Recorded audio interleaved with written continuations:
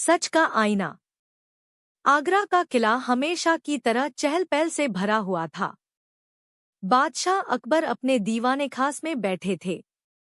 दरबार सजा हुआ था। 9 रत्न अपनी अपनी जगह पर उपस्थित थे और बीरबल हमेशा की तरह शांत मुद्रा में खड़े थे। तभी एक व्यापारी दरबार में आया। उसके चेहरे पर चिंता साफ झलक रही थी।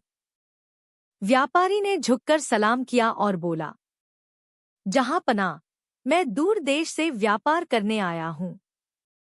मेरे पास एक अनमोल हीरे की अंगूठी थी, जो कल रात मेरे कमरे से चोरी हो गई। मुझे शक है कि यह चोरी किले के भीतर ही हुई है। अकबर गंभीर हो गए। उन्होंने कहा, हमारे किले में चोरी? यह बहुत गंभीर बात है। हम सच जानना चाहते हैं। दरबारियों में खुसर-पुसर शुरू हो गई। कुछ दरबारी एक दूसरे पर शक की नजर डालने लगे। अकबर ने बीरबल की ओर देखा और बोले, बीरबल, क्या तुम इस रहस्य को सुलझा सकते हो?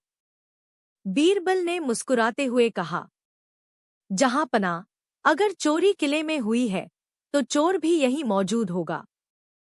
सच को सामने आने में ज्यादा समय नहीं लगेगा। रहस्यमय योजना। बीरबल ने सब दरबारियों और उस व्यापारी को ध्यान से देखा। फिर बोले, जहांपनाह, मुझे आज रात तक का समय दीजिए। कल सुबह सच्चाई आपके सामने होगी। अकबर ने अनुमति दे दी। शाम होते ही बीरबल ने किले के सभी सेवकों, सिपाहियों और दरबारियों को एक बड़े हॉल में बुलवाया। वहां एक लंबी लकड़ी की छड़ी रखी थी। बीरबल ने सबको संबोधित करते हुए कहा, यह छड़ी जादुई है। जिस व्यक्ति ने चोरी की है, उसके हाथ में यह छड़ी रात भर में 2 अंगुल लंबी हो जाएगी। यह सुनकर सब लोग हैरान हो गए। कुछ ने हंसकर इसे मजाक समझा, लेकिन कई लोगों के चेहरे पर डर साफ दिखने लगा। बीरबल ने आगे कहा, हर व्यक्ति इस छड़ी को अपने कमरे में ले जाए और सुबह इसे वापस लेकर आए। सबने वैसा ही किया। सुबह का दरबार। अगली सुबह दरबार फिर से सजा। अकबर अपने सिंहासन पर बैठे थे। बीरबल ने सभी को वह छड़ी वापस लाने को कहा। एक-एक करके सब लोग छड़ी लेकर आए। बीरबल हर छड़ी को ध्यान से देख रहे थे। अचानक वे एक दरबारी के सामने रुके। उस दरबारी की छड़ी बाकी सभी से छोटी थी। अकबर ने हैरानी से पूछा, बीरबल, यह कैसे हो सकता है? तुमने तो कहा था कि चोर की छड़ी लंबी होगी। बीरबल मुस्कुराए और बोले, जहांपनाह, यही तो सच का आईना है। इस व्यक्ति को डर था कि उसकी छड़ी लंबी हो जाएगी, इसलिए उसने रात में न्याय की असली कीमत। एक दिन आगरा के किले में बड़ा हंगामा मच गया। सुबह सुबह ही 2 किसान बादशाह अकबर के दरबार में पहुंचे। दोनों एक दूसरे पर चिल्ला रहे थे। दरबारियों ने उन्हें शांत कराया और बादशाह के सामने पेश किया। पहले किसान ने कहा, जहांपनाह, यह आदमी मेरा बैल चुरा ले गया है। दूसरा किसान तुरंत बोला, यह झूठ बोल रहा है, जहांपनाह, बैल मेरा है। अकबर ने दोनों की बातें ध्यान से सुनी। बैल सच में दरबार के बाहर बंधा हुआ था, लेकिन यह तय करना कठिन था कि वह किसका है। दोनों किसान गरीब थे और दोनों ही ईमानदार दिख रहे थे। अकबर ने गंभीर स्वर में कहा, यह मामला साधारण नहीं है। बिना सच्चाई जाने फैसला देना अन्याय होगा। फिर उन्होंने बीरबल की ओर देखा और बोले, बीरबल, तुम्हारी बुद्धि पर हमें पूरा भरोसा है।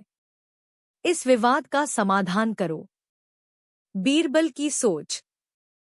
बीरबल ने दोनों किसानों को ध्यान से देखा। उनके चेहरे, उनकी आंखें और बोलने का ढंग, सब कुछ। फिर बोले, जहांपनाह, मुझे इस मामले में थोड़ा समय और एक छोटी सी व्यवस्था चाहिए। अकबर ने अनुमति दे दी। बीरबल ने आदेश दिया कि दोनों किसानों को अलग-अलग कमरों में रखा जाए और बैल को किले के अस्तबल में बांध दिया जाए। अजीब आदेश। अगले दिन सुबह बीरबल ने पहले किसान को बुलाया और कहा, तुम अस्तबल में जाकर बैल को खाना खिलाओ। किसान गया। उसने बैल को चारा डाला, लेकिन बैल ने ज्यादा रुचि नहीं दिखाई। फिर दूसरे किसान को बुलाया गया।